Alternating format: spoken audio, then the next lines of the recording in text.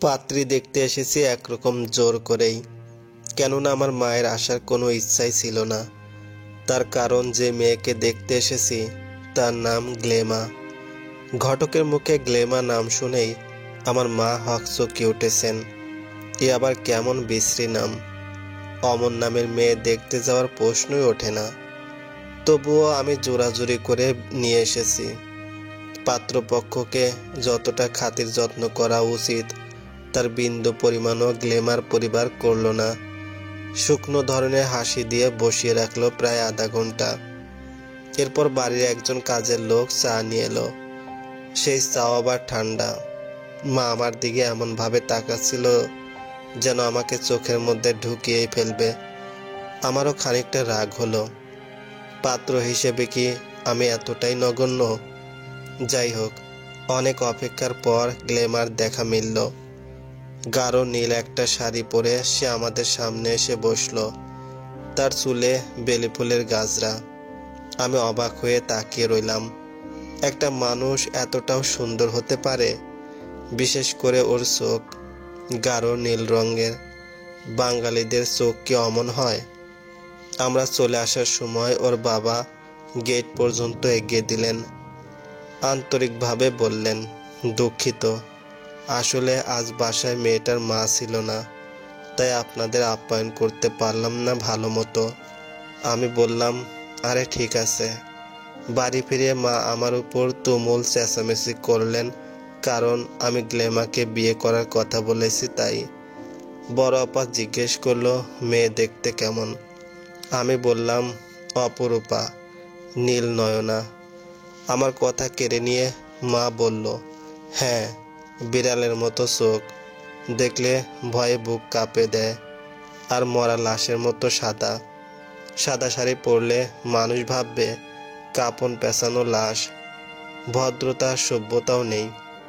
কোনো সালাম টালাম না দিয়ে ঘরে ঢুকে ধূপ করে বসে পড়ল। কি মেয়ে, ছি! মায়ের কথায় আমি খানিকটা আহত হলাম।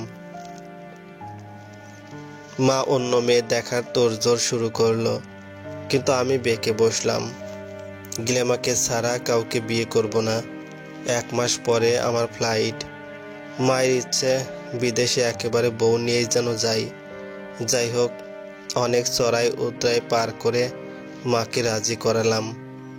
সেই সিদ্ধান্ত যখন গ্লেমার বাবাকে জানালাম, তিনি অবাক হয়ে বললেন, সত্যি তুমি আমার মেয়েকে বিয়ে করতে রাজি হয়েছ?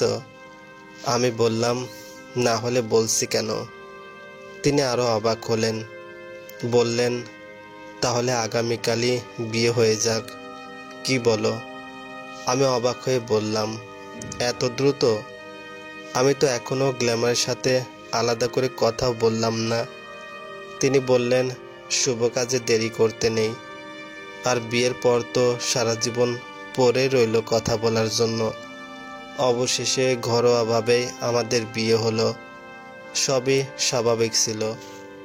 কিন্তু বিয়ের পর যখন সবাই বলল, এবার বর বউয়ের কয়েকটা সুন্দর ছবি তোলার পালা, তখন গ্লেমা ঘোর আপত্তি করতে লাগলো। সে ছবি তুলবে না।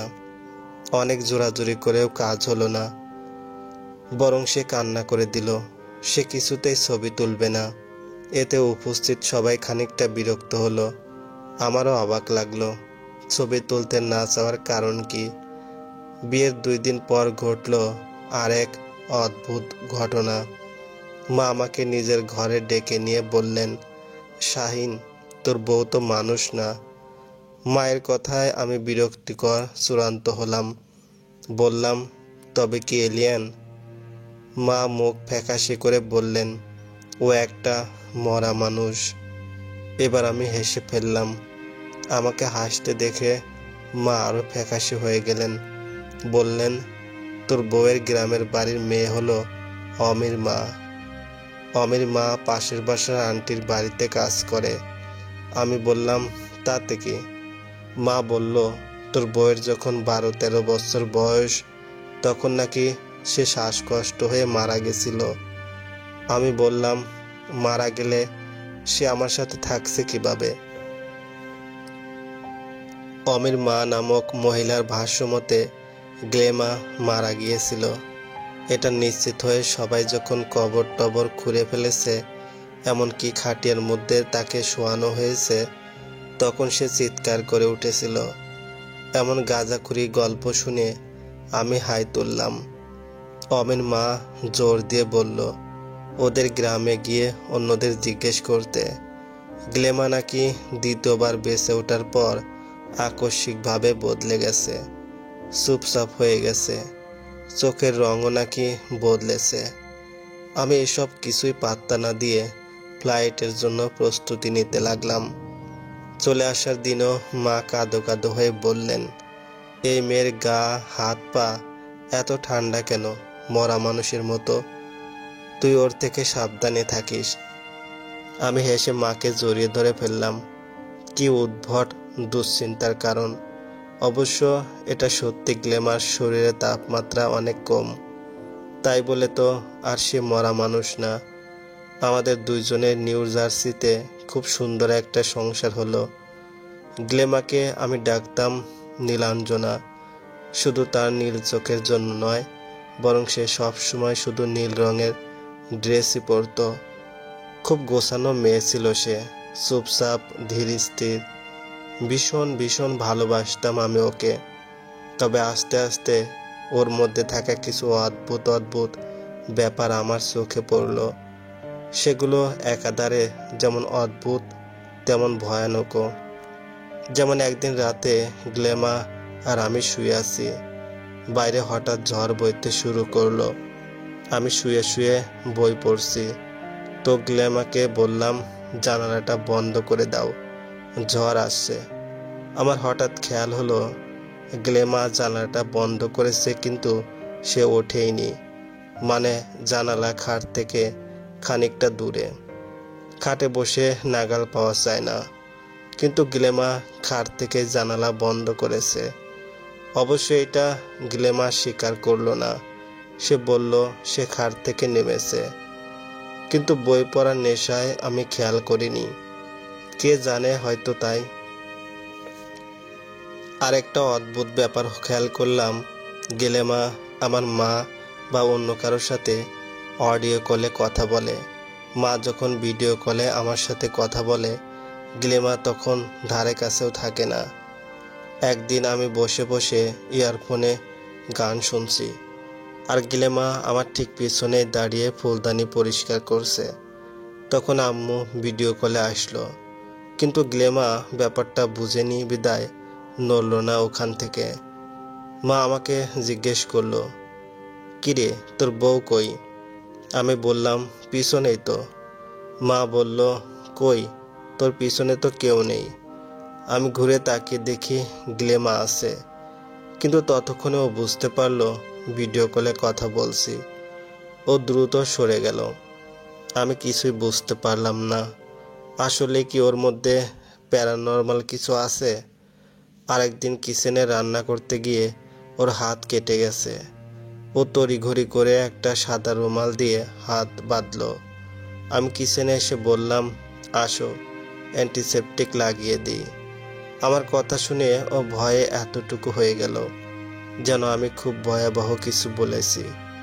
হঠাৎ ওর হাতের দিকে তাকিয়ে দেখি রুমালটার বেশ খানিকটা অংশ নীল রঙের হয়ে গেছে।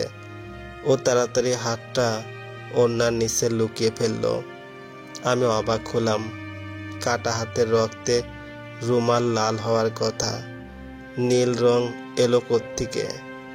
আমি এক প্রকার কনফার্ম হয়ে গেলাম যে গ্লেমার মধ্যে প্যারানর্মাল ব্যাপার আছে। তাই একদিন সরাসরি জিজ্ঞেস করলাম এ ব্যাপারে, কিন্তু গ্লেমা অস্বীকার করলো। তার মতে আমি অকারণেই তাকে সন্দেহ করছি। আমি গ্লেমাকে জিজ্ঞেস করলাম, তোমার গ্রামের লোক নাকি তোমাকে একবার মৃত ভেবে দাপন করে ফেলেছিল? আমার কথা শুনে গ্লেমা অদ্ভুতভাবে তাকিয়ে রইল। আমি বললাম, তুমি ভিডিও কলে কেন কথা বলতে চাও না? আর তোমার রক্তের রং কি গ্লেমা? আমার প্রশ্ন শেষ হওয়ার পর গ্লেমা দীর্ঘশ্বাস ফেলল, বলল, একজন এডুকেটেড পারসন হয়েও তুমি এত বোকার মতো কথা কিভাবে বলছো? মানুষের রক্তের রং কি আলাদা হয়? আর ভিডিও কলে কথা বলতে আমার আনইজি লাগে। আর রইল বাকি দাফনের ব্যাপারটা। তখন আমি অনেক ছোট ছিলাম, আমার মনে নেই কি হয়েছিল। মনে হয় সেন্সলেস হয়েছিলাম, লোকজন ভেবেছে মারা গেছি। আমি গ্ল্যামারের কথা মেনে নিতে পারলাম না। তার কি করে এত বড় ঘটনা মনে থাকবে না। তবে সত্যি বলতে গ্ল্যামাকে অবিশ্বাস করতেও আমার মন চাইতো না। ভালোবাসি তো তাই। তবে আমার কপাল খারাপ, অবিশ্বাস করতে না চাইলেও করতে হতো। একদিন অফিস থেকে বাসায় ফিরছি তো, সাধারণত বাসার কাছাকাছি আসলে মানুষজন তাদের বাসার দিকে তাকায়, এটাই স্বাভাবিক। আমিও আমার বারান্দার দিকে তাকালাম। দেখলাম গ্ল্যামা ফুলের টবগুলোতে কি যেন করছে। ও সম্ভবত আমাকে লক্ষ্য করেনি। যাই হোক, এরপর দরজায় নক করলাম, কিন্তু ও দরজা খুলল না। প্রায় 15 মিনিট টানা নক করার পর দরজা খুলে বলল সে নাকি ঘুমাচ্ছিল। আমি অবাক হয়ে গেলাম। তাকে তো আমি আসার সময়ই বারান্দায় দেখলাম। কি লুকায় ও আমার থেকে? আরও একটা ব্যাপার খেয়াল করলাম, রাত যতই হোক আমি ওকে ডাকলেও সাড়া দেয়। আগে পাত্তা দেইনি, কিন্তু ইদানিং আমি ইচ্ছা করে রাতের বিভিন্ন সময় ওকে খুব আস্তে ডাকি। গ্ল্যামা। ও সাথে সাথেই বলে ওঠে কি। আমি বুঝলাম ও রাতে আসলে ঘুমায় না, বেশ কিছুদিন ধরে এমন করে।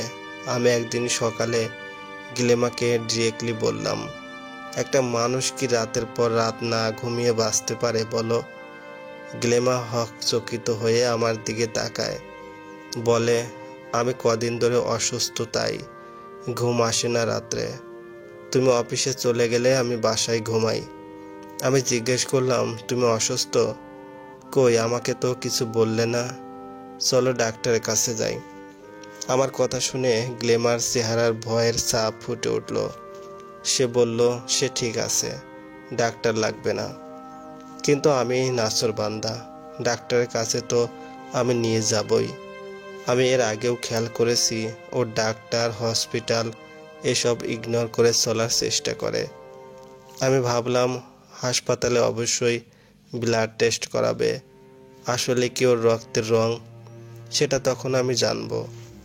আমারও তো জানার রাইট আছে তার মধ্যে কি প্রবলেম রয়েছে। গ্ল্যামা পথ না পেয়ে কান্নাকাটি শুরু করলো। সে কিছুতেই ডাক্তার দেখাবে না। এর মধ্যে একদিন মা ফোন করে কান্নাকাটি করে বলল আমি যেন দেশে ফিরে আসি, গ্ল্যামার সাথে যেন না থাকি। মা নাকি নিজেই গ্ল্যামারদের গ্রামের বাড়ি গিয়ে জেনে এসেছে গ্ল্যামা একবার মারা গিয়েছিল। সব লোক তাই বলেছে। এ ব্যাপারে গ্ল্যামার বাবার বক্তব্য হলো এসব মিথ্যা। গ্রামের লোকজনের সাথে তার শত্রুতা আছে বিদায় তারা বাড়িয়ে বাড়িয়ে মিথ্যা বলে। গ্ল্যামাকে আবার ফোর্স করলাম এ ব্যাপারে। গ্ল্যামা আগের মতোই কাঁদো কাঁদো হয়ে বলল তার কিছুই মনে নেই তখনকার কথা। যাই হোক, অনেক জোরাজোরির পর আমি ওকে নিয়ে হাসপাতালে গেলাম। ব্লাড টেস্ট করানো হলো, আরও কিছু টেস্টও করলো ডাক্তার। আমি তখন মনে মনে অনুতপ্ত হলাম। কত বোকা আমি, ভাবতাম ওর রক্তের রং নীল। সি, এই যুগে এসেও কি চিন্তাধারা আমার। ডাক্তার আমাকে আর গ্ল্যামাকে পৃথিবীর সেরা সুখের সংবাদটা দিলেন। হ্যাঁ, আমরা বাবা মা হতে চলেছি। খুশিতে আমার চোখে পানি চলে আসলো। কিন্তু গ্ল্যামা কেমন ভয় পাচ্ছিল। ডাক্তার বললেন প্রথমবার মা হওয়ার ক্ষেত্রেই ভয়টাই স্বাভাবিক। আমি গ্ল্যামাকে বোঝালাম। বাসায় ফেরার পথে গাড়িতে গ্ল্যামা আমার কাঁধে মাথা রেখে ঘুমিয়ে পড়ল। কি নিষ্পাপ আর মায়াবী না লাগছিল ওকে। কি আছে ওর মধ্যে যা কিনা অদ্ভুত।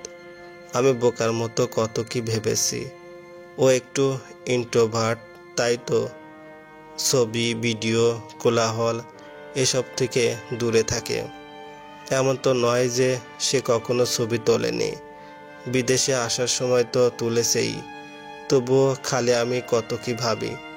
আমি আমার মা, ভাই বোনদের বোঝালাম ওর মধ্যে আসলেই ভয়ের কিছু নেই। আর খুশির খবরটাও দিলাম সবাইকে। সবাই ভীষণ খুশি হলো।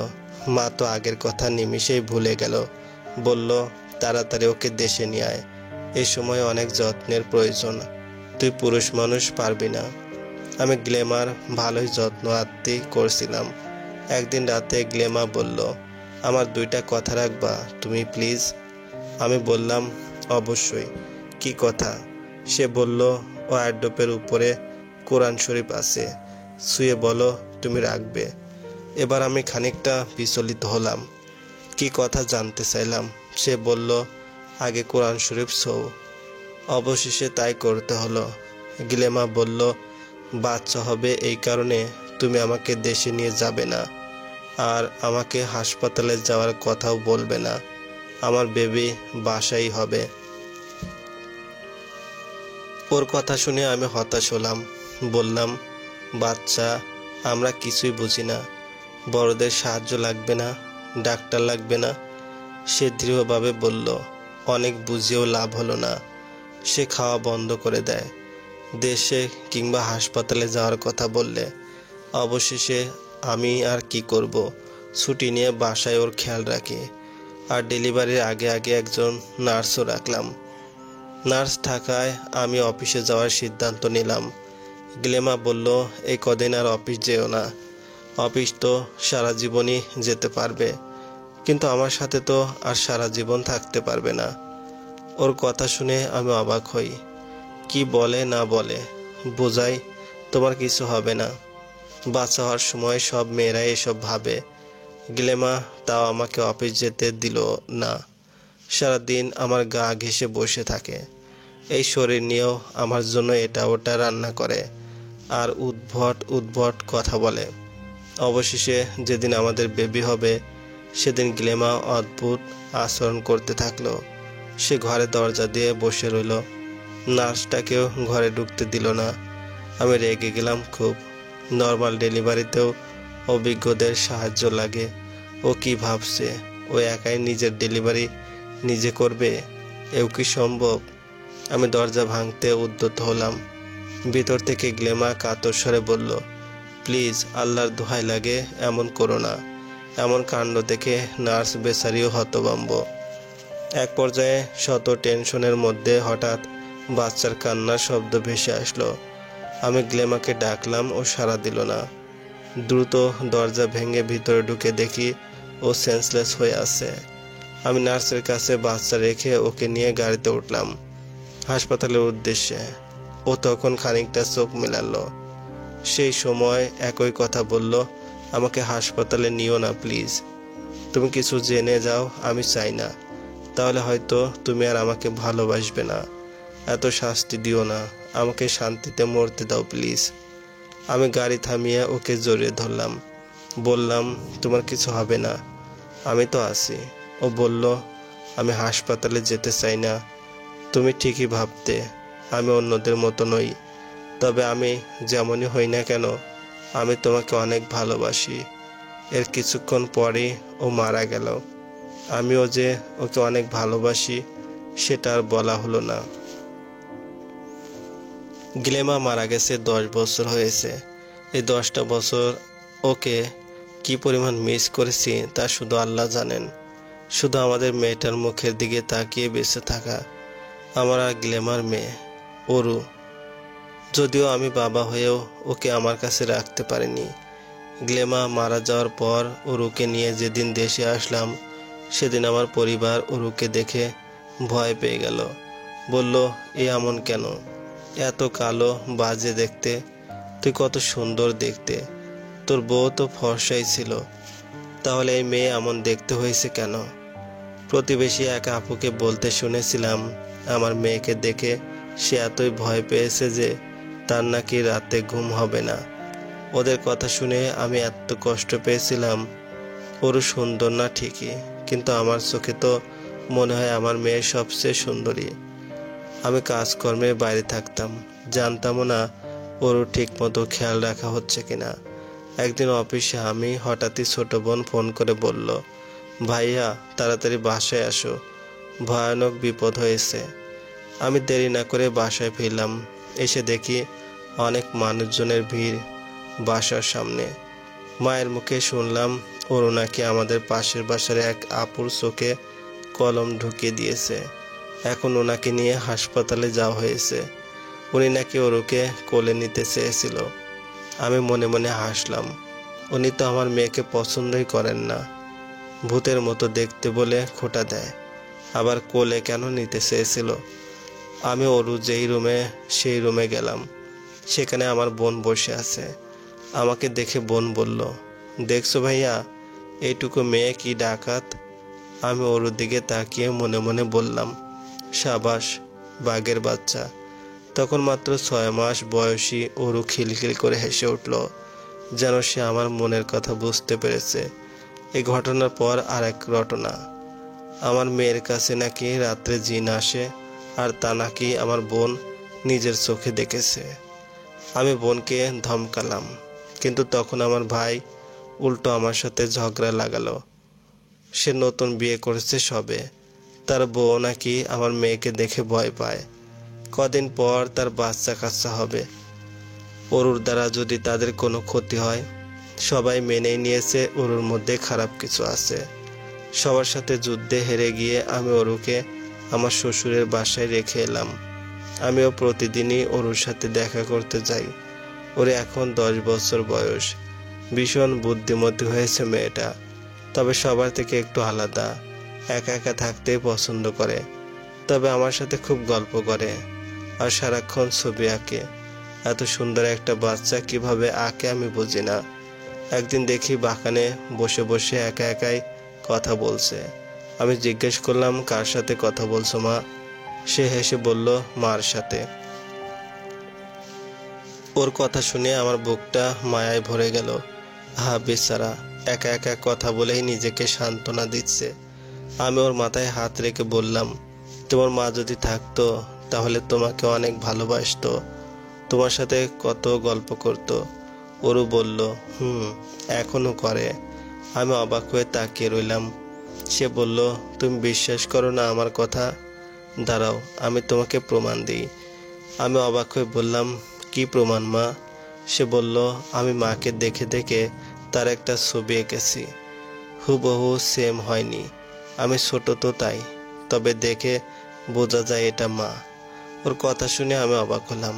সত্যি কি ও এঁকেছে? ও তোর মাকে কোনোদিন দেখেনি, ছবিতেও নয়। তাহলে ছবি আঁকলো কি করে? তবে কি সত্যি ও গ্লেমাকে দেখে? আচ্ছা, এমনটা হওয়া কি অস্বাভাবিক? কত প্যারানর্মাল ঘটনাই তো পৃথিবীতে ঘটে। ভাবতে ভাবতে আমার হার্টবিট বেড়ে গেল। ততক্ষণে আমার মেয়ে ঘর থেকে তার আর্টের খাতা নিয়ে এসেছে। আমি তার আঁকা নারী অবয়বটার দিকে তাকিয়ে রইলাম। কালো রঙের একটা মেয়ে, চোখগুলো কেমন অদ্ভুত, ভয়ঙ্কর। আমি বেশিক্ষণ তাকাতে পারলাম না। বললাম, মা, এটা কি এঁকেছো তুমি? তোমার মা এমন দেখতে ছিল না, ও অনেক সুন্দর ছিল। আমার কথা শুনে ওরও হাসলো, যেন আমি ভুল বলছি। ওর খাতায় দেখলাম এই মহিলার আরো অনেক ছবি আঁকা, তবে অদ্ভুত ব্যাপার হলো সব ছবিতেই ও নীল শাড়ি এঁকেছে। আচ্ছা, আমি কি ওকে বলেছিলাম যে ওর মা নীল পছন্দ করত? বলেছিলাম হয়তো। আমার মা আমার জন্য মেয়ে দেখছেন, আগেও দেখেছেন, যদিও আমি মানা করেছি। তবুও ওরও ইদানিং তার দাদির মতো আমাকে খালি ফোর্স করছে একটা নতুন মা এনে দেওয়ার জন্য, যদিও তাকে এসব তার দাদি শিখিয়েছে। আসলে মা তো তাই আমাকে সুখী দেখতে চায়, ভাবে দ্বিতীয়বার বিয়ে করলে আমি খুব সুখী হব। অবশেষে 2 মায়ের আবদারের কাছে হেরে মেনে গেলাম সে মেয়ের সাথে দেখা করতে। যাওয়ার সময় আমার ওরুর স্কুল পড়ে, তাই ভাবলাম ওরুকেও স্কুল থেকে নিয়ে যাই আমার সাথে। যেই বাবা সেই কাজ। আমাকে আর ওরুকে দেখে পাত্রী খানিকটা ভরকে গেল। আমি বললাম, আসলে আমি তো আর একা নই, আমার সাথে বিয়ে হলে আপনাকে ইনস্ট্যান্ট মা হতে হবে, তাই মেয়েকে নিয়ে আসলাম। আগেই বলেছি, ওরু অন্য বাচ্চাদের মতো নয়, সে একটু বেশি বুঝের। আমরা কথা বলছি দেখে সে হেঁটে দূরে সরে গেল। ওরুকে মনে হয় পাত্রীর বিশেষ পছন্দ হয়নি। সে কেমন ভ্রু কুঁচকে ওরুর দিকে দেখছিল। তার এই চাহনিতে আমি ভীষণ কষ্ট পেলাম। বললাম, আমার মা দেখতে সুন্দর না হলে কি হবে, ওর অনেক গুণ। সে মেয়ে আমার কথা শুনে শুকনো ধরনের হাসি দিল। সে হাসি দেখে আমার গা জ্বলে গেল। মন চাইলেও এক্ষুনি বলি, আপনার মতো থার্ড ক্লাস মেয়েকে আমি মরে গেলেও বিয়ে করব না, কিন্তু নিজেকে আটকালাম। মেয়েটা তো আর সরাসরি কিছুই বলেনি, তাই না? ফেরার পথে গাড়িতে অরু বলল, আন্টিটা অনেক সুন্দর ছিল, তাই না বাবা? আমি বললাম, বলছে তোমাকে শাকসুনির মতো লাগছিল। আর চয়েস কি খারাপ? কি ক্যাটকেটে রঙের ড্রেস পরে এসেছে দেখেছো? হঠাৎ ওরও মুখ টিপে হেসে বলল, কেন, তুমি কি আশা করেছিলে নীল রঙের পরবে? আমি ওর দিকে তাকিয়ে রইলাম। ও মাঝে মাঝে আমাকে অবাক করে দেয়। ওর খানিকক্ষণ চুপ থেকে বলল, বাবা একটা গল্প শোনাও। আমি বললাম, আজকে তুই শোনা, আমি তো রোজই শোনাই। সে বলল, আমার গল্প তোমার ভাল লাগবে না? আমি বললাম, লাগবে খুব, বল। ওরও বলতে শুরু করলো, জানো বাবা, আমার ক্লাসমেটরা আমাকে নিগ্রো ডাকে। আমার গায়ের রং নিগ্রোদের মতো কালো, ঠোঁট মোটা, চোখ ছোট, আবার চুলও কোঁকড়ানো। তা তো এতে কিন্তু আমার নিজের জন্য খারাপ লাগে না, বরং এদের জন্য খারাপ লাগে। ওরা কত বোকা, বাইরেটা দেখেই মানুষকে সুন্দর অসুন্দর বলে সংজ্ঞায়িত করে ফেলে। এই বোকামি দেখে খারাপ লাগে। মোট কথা, আমাকে আল্লাহ খুশি হয়ে যেভাবে বানিয়েছে আমি সেভাবেই খুশি। কিন্তু একটা মেয়ে ছিল জানো, আমারই মতো সমাজের চোখে অসুন্দর।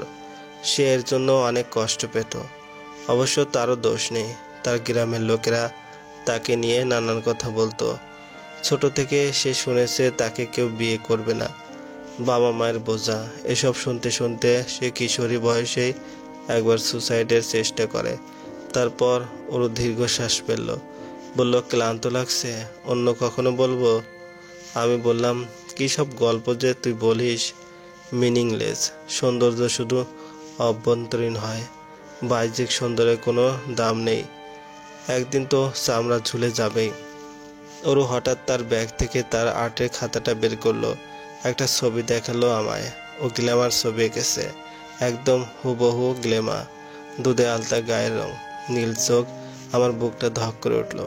কতদিন পর দেখলাম আমার নীলাঞ্জনাকে, কিন্তু অরুতে ওকে দেখিনি। তবে কিভাবে আঁকলো? সে প্রশ্ন করার আগেই অরু বলল, বাবা তুমি মাকে অনেক ভালোবাসো, তাই না? আমি বললাম, হ্যাঁ অনেক। ওরও তার আঁকা ছবিটা দেখে বলল, এমন সুন্দর দেখতে বলে ভালোবাসো? যদি এমন না হতো, একবার এর আগে যে এঁকেছিলাম একটা ছবি, ওরকম যদি দেখতে হতো তবে ভালোবাসতে? ওরও ওর মায়ের মতোই হয়েছে, যাকে কাছ থেকে দেখেও বোঝা যায় না। শুধু এতটুকুই বোঝা যায় ওর মধ্যে এমন কিছু আছে যা অন্যদের মধ্যে নেই। আমার খুব কৌতূহল হয়, কি ব্যাপার? গ্লেমা আমার থেকে লুকোতো, আর ওরও কি কিছু লোকায়? আমি এক ছুটির দিনে ওর মাথায় হাত রেখে বললাম, মা তুই অনেক ব্রিলিয়ান্ট, তুই আমার থেকেও বেশি জানিস। ওর হেসে বলল, কি যে বাবা তুমি বলো না। আমি বললাম, ওরু আমি তো তোর বাবা, আমাকে কি সব কিছু শেয়ার করা যায় না? ওরু খানিকক্ষণ গম্ভীর হয়ে থেকে বলল, বেশ, কি জানতে চাও বলো। আমি যদি তোমার প্রশ্নের উত্তর জেনে থাকি তাহলে অবশ্যই বলবো। আমি বললাম, আমার মনে হয় তোর মায়ের মধ্যে প্যারানর্মাল কিছু ছিল। ওরু হেসে বলল, কেন তোমার এমন মনে হয়? আমি সে প্রশ্নের উত্তর না দিয়ে বললাম, আচ্ছা কোনো মানুষের রক্ত কি নীল রঙের হতে পারে? ওরু এবার শব্দ করে হেসে উঠল, বলল, বাবা আমার বয়স মাত্র 10, তুমি আমাকে এত সিরিয়াসলি জিজ্ঞেস করছো, মনে হচ্ছে আমি যেন মহাপণ্ডিত। আমি ওর দিকে আহত দৃষ্টিতে তাকিয়ে রইলাম। ও আমার করুণ দৃষ্টি দেখে বলল, মানুষের রক্তে আয়রন থাকার কারণে রক্ত লাল হয়। এখন কারোর রক্তে যদি আয়রনের পরিবর্তে কপার থাকে তাহলে তার রক্ত নীল হবে।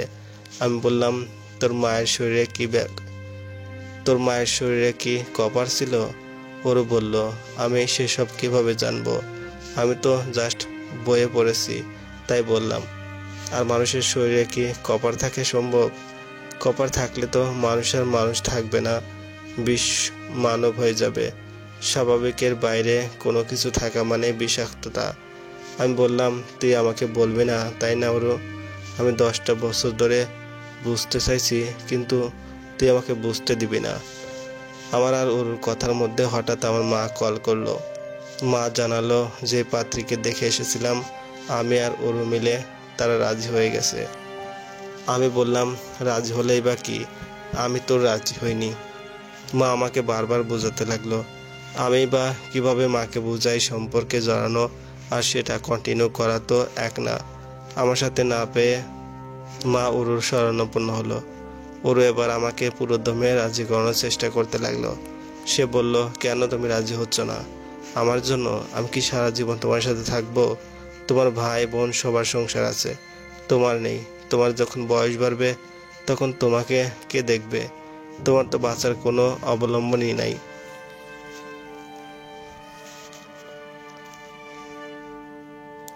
আমি বললাম, তুই আসিস, তুই দেখবি ফিউচারে আমাকে। ওর বলল, আমি কিভাবে দেখব? আমি তো থাকবো না বেশি দিন। আমার বুক কেঁপে উঠল। কি বলে এই মেয়ে এইসব? মনে পড়ে গেল প্রেমাও এরকম বলতো। আমি জিজ্ঞেস করলাম, তুই থাকবি না মানে কি? কেন এমন বলিস তোরা মা মেয়ে? আমাকে পেইন দিয়ে কি লাভ বল? ওরু বলল, বাবা তুমি জানতে চাও তো কি অস্বাভাবিক ব্যাপার মায়ের মধ্যে ছিল, আবার আমার মধ্যেও আছে, তাই না? আমি বললাম, হ্যাঁ। ওরু বলল, তবে কথা দাও তুমি দাদির কথা শুনবে। আমি দীর্ঘশ্বাস ফেললাম। ওরু বলল, তোমাকে কথা দিতেই হবে। আমি রাজি হলাম। ওরু বলল, আমি যখন ছোট ছিলাম তখন কেউ আমাকে যত্ন করতো না, যতটা আমার মনে পড়ে। তুমি অফিস থাকতে তার সবাই আমাকে দূরে সরে রাখতো। তখন আমি দেখতাম কেউ একজন আমাকে রোজ সঙ্গ দেয়, আমাকে হাসায়, আমার সাথে খেলে। ধীরে ধীরে বুঝলাম তাকে শুধু আমি দেখি। তার পরনে থাকতো নীল শাড়ি, সে বিশেষ সুন্দর ছিল, কিন্তু হঠাৎ হঠাৎ সে বদলে যেত, চেহারা পাল্টে যেত। আমি কিছুই বুঝতাম না। তবে এখন আর আমি তাকে দেখি না। না না, তোমাকে জানাইনি, কিন্তু আমাকে সাইকিয়াট্রিস্ট দেখিয়েছেন। সাইকিয়াট্রিস্টের মতে আমি সিজোফ্রেনিয়ার প্রাথমিক স্তরে আছি, তাই এসব উদ্ভট জিনিস কল্পনা করি। তিনি আমাকে ওষুধ দিয়েছেন আর আমি ঠিক হয়ে গেছি, কাহিনী শেষ। আমি বললাম, তুই তোর মার ছবি হুবহু এঁকেছিস কিভাবে? ও বলল, মায়ের পাসপোর্টের ছবি দেখে আইডিয়া করে রেখেছি। আমি বললাম, তাহলে প্রথম কার ছবি এঁকে বলেছিলি এটা তোর মা? ওরু হেসে উঠল, বলল, আরে বাবা, ওইটা আমার কল্পনা বন্ধু, যাকে আমি ছোটবেলায় দেখতাম তার ছবি আঁকছি। আমার মনে হয়েছিল আমার মা বুঝি এমনই হবে। আমি জানি ওরু আমাকে মিথ্যা বলছে, তবু জিজ্ঞেস করলাম, তোর মা অন্যরকম ছিল কেন? ওরু বলল, আমি তোমাকে একটা বাস্তব কাহিনী বলি, শোনো। এটা আমাদের মিস ক্লাসে বলেছিলেন। আরও অনেক অনেক বছর আগে আমেরিকার ফার্গো শহরে এক কুৎসিত তরুণী ছিল। সে সবসময় প্রার্থনা করতো যেন সে সুন্দর হয়ে যায়। একদিন সত্যি সত্যি সে ঘুম থেকে উঠে দেখলো সে চেঞ্জ হয়ে গেছে, অনেকদিন সুন্দর হয়ে গেছে। কিন্তু তার পরিবার মানতে পারলো না এটা সে।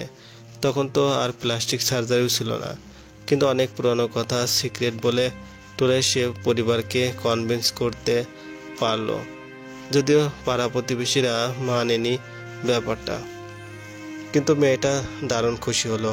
কিন্তু আস্তে আস্তে সে অনুভব করলো তার মধ্যে চেহারা ছাড়াও আরও অনেক পরিবর্তন চলে এসেছে, আধ্যাত্মিক ক্ষমতা যাকে বলে। আবার সে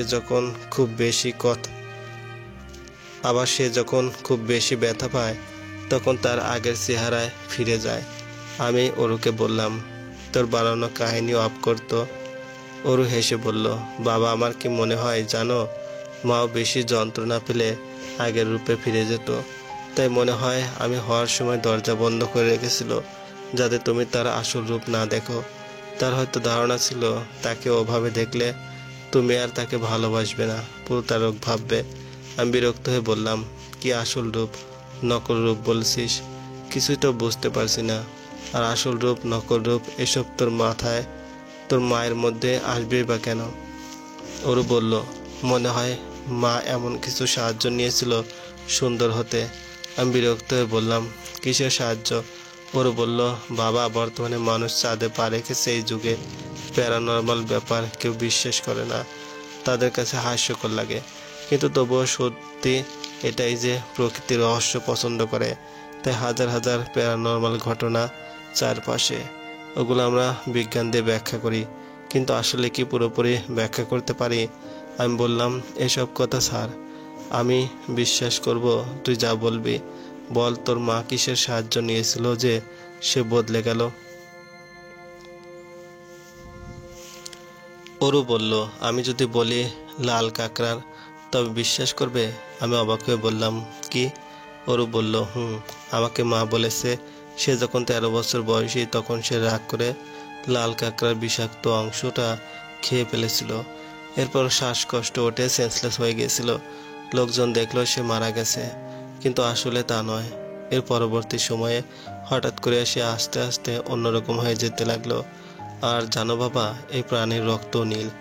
আমি ওর কথা শুনে না রেগে পারলাম না। বললাম, তো তাতে কি? মানুষ তো কাঁকড়াই খায়। আর তোমার মা এই কাঁকড়া কই পেল? সে বলল, সেটা তো তাকে তার মা বলেনি, আমি নিজেই। পরবর্তী সময়ে ওরুকে ডাক্তার দেখলাম। ডাক্তার বলল, এসবই বিক্ষিপ্ত মনের চিন্তা ভাবনা, কল্পনায় সে তার মাকে ভেবেছে। আমিও ডাক্তারের কথাই মেনে নিলাম। পরবর্তীতে সবার কথায় বিয়েটাও করতে হলো। যার সাথে আমার বিয়ে হয়েছে সে আসলে ততটাও খারাপ নয়, ওরকে যথেষ্ট ভালোবাসে, যদিও ওরু আমাদের সাথে থাকে না। ওরুকে আমি এখনো যথেষ্ট সময় দেই। সব মিলিয়ে আমরা ভালো আছি। পরিশিষ্ট ওরুর বাবার মতো ওরও মানতে চায় সে যে ছোটবেলায় তার মাকে দেখত, সেই সবটাই তার সাবকনসিয়াস মাইন্ডের কল্পনা। কিন্তু এটা সে ভাবতে পারে না, কারণ সে দেখেছে তার রক্তের রং ওই ইদানিং লালচে হয়ে যাচ্ছে, নীলচে হয়ে যাচ্ছে। কিন্তু কেন? তার মা অস্বাভাবিক ছিল, তাই কিছুটা অস্বাভাবিক সন্তান জন্ম দিয়েছে। কিন্তু প্রকৃতিতে অস্বাভাবিকরা বেশি দিন টিকে থাকতে পারে না, কারণ প্রকৃতি স্বাভাবিক নিয়মে চলে। তাই ওরও বুঝতে পারে ওরও বেশি দিন বাঁচতে পারবে না। তাই তো ওরও চাইতো তার বাবা সুখী হোক, নতুন জীবন শুরু হোক, কোনো অস্বাভাবিকতার মায়া আটকে না থাকুক।